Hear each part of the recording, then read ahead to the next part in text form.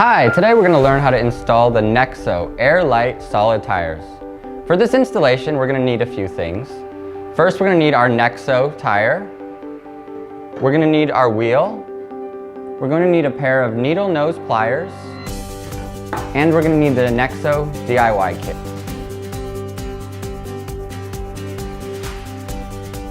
Okay, let's have a look at what's inside of our Nexo DIY pack. So first, we're going to have our Nexo T-bolts. We have our Nexo installation bar. We're going to have cable ties. We have a Nexo installation guide.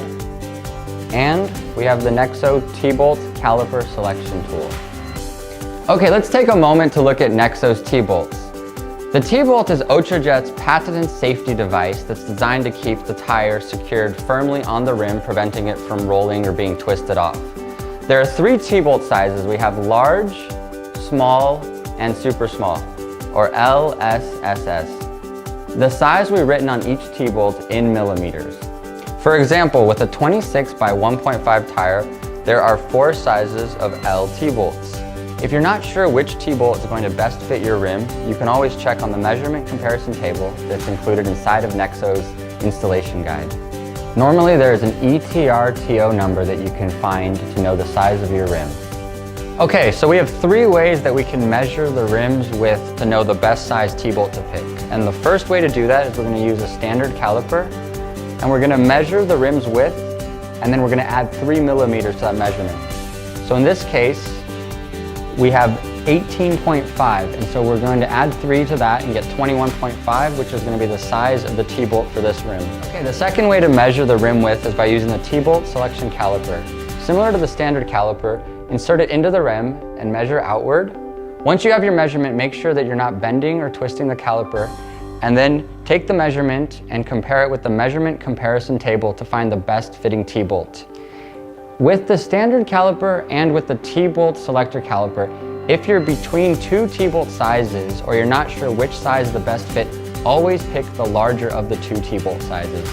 The third way to try and see which T-bolt fits the rim best is to install different T-bolt sizes and see if they'll slide after installed in the rim.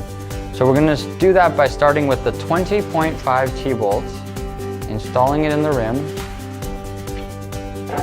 and then we're going to try and move it, and we can see that here it is sliding, so that means that the 20.5 T-bolt is too small for this rim.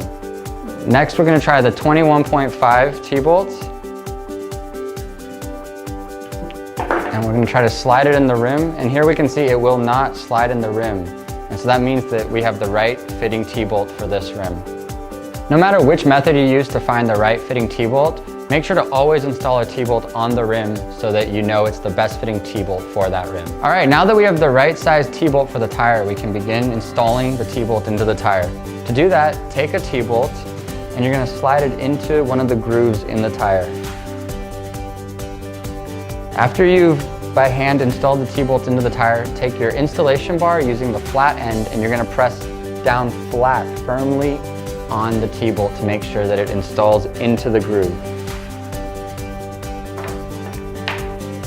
You do not want to use a metal hammer, as that's going to damage the T-bolt. And make sure to use the right size T-bolt for the tire. So if it's an L T-bolt, it needs to be installed on an L tire, and an S T-bolt on an S tire. Otherwise, the tire will not be securely fastened on the rim, or you're going to have damage to your T-bolts. To correctly install the T-bolt into the tire, you need to press all the way down. This T-bolt has been installed correctly. This T-bolt is still standing out and is not installed correctly. Okay, now that we've finished installing the T-bolts into the tire, we can begin installing the tire onto the rim. And to do that, we suggest that you take a sitting position. That's going to let you use your entire body, and it's going to allow you to use your feet to keep the wheel stabilized while you're installing. The tools that you're going to need for this installation are the installation bar again, and we also suggest that you use a cable tie. The first thing that you're going to need to do is make sure that you have the correct direction of the tire installing onto the rim. To do that, find the word direction printed onto the side of the tire and make sure it's pointing in the right direction. The way that we're going to begin installing the tire is by taking one side of the bead, and we're going to set it into the rim and make sure that it's fit into the rim all the way.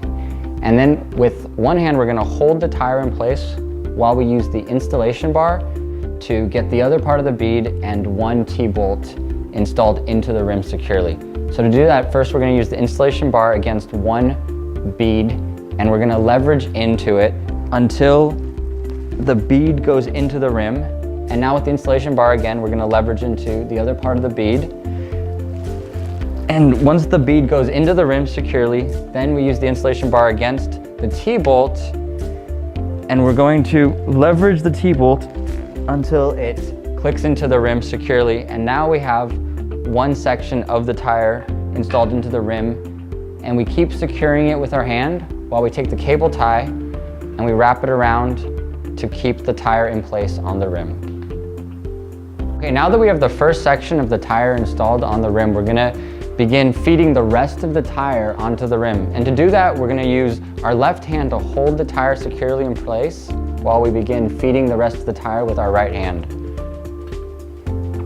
So as you're moving the right hand forward to slide the tire on, you're also moving your left hand forward to keep the rest of the tire in place.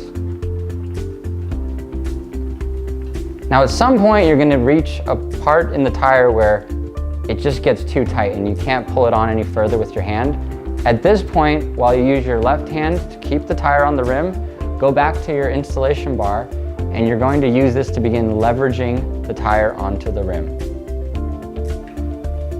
To do this, you slide the installation bar underneath, and you're gonna work forward section by section of the bead while you hold the tire in place with your left hand. So as you pull the tire up, then you can slide your hand forward to keep the new section in place, and then slide the installation bar forward to begin pulling more of the tire onto the rim. Okay, now that we've just about finished getting the tire all the way onto the rim, we slide over the last section, and then we actually leave the installation bar in place using our hands to still hold onto the tire. And now we need to feel along the bead and make sure that actually the bead is within the rim, and in some places it won't be, and so we need to work the tire back and make sure that it slides within the rim while the installation bar is in place.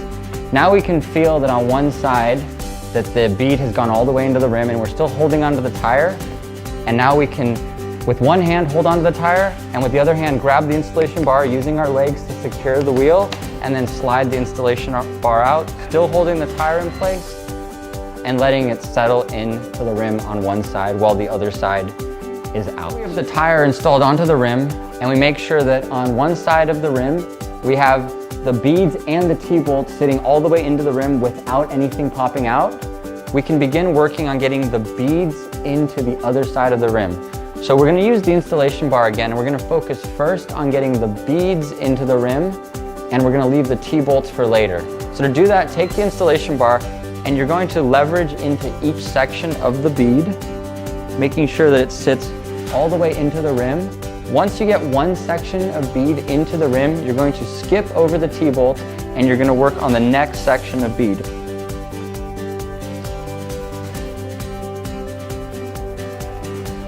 After we've installed the bead into the rim, we need to go back and make sure that each section of the bead is installed all the way into the rim.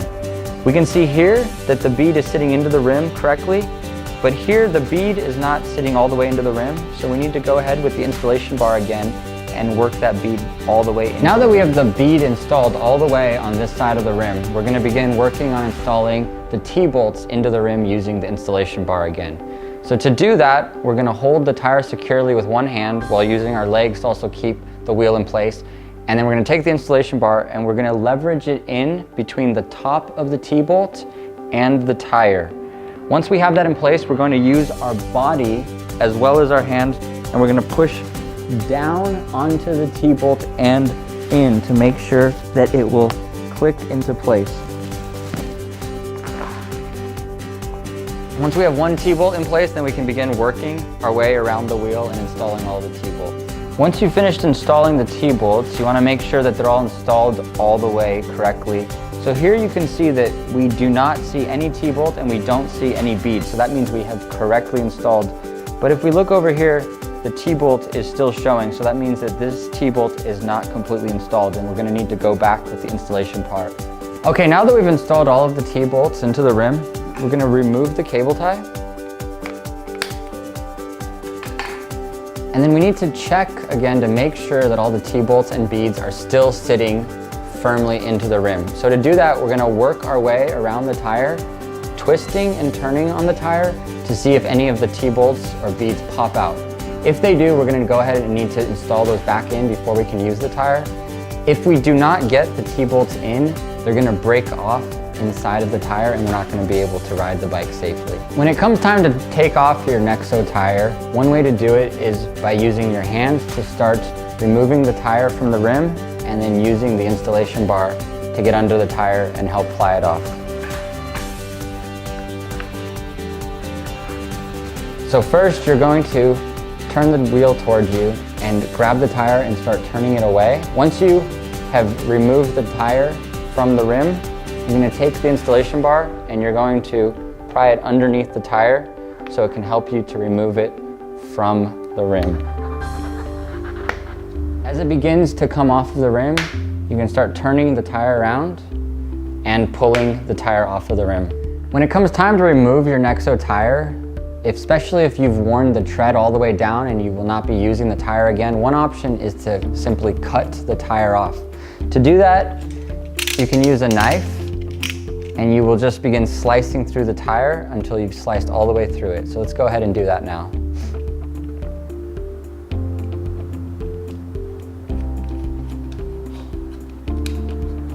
And now that I can feel that I'm all the way through the tire and I'm down to the rim, and I can go ahead and remove the tire.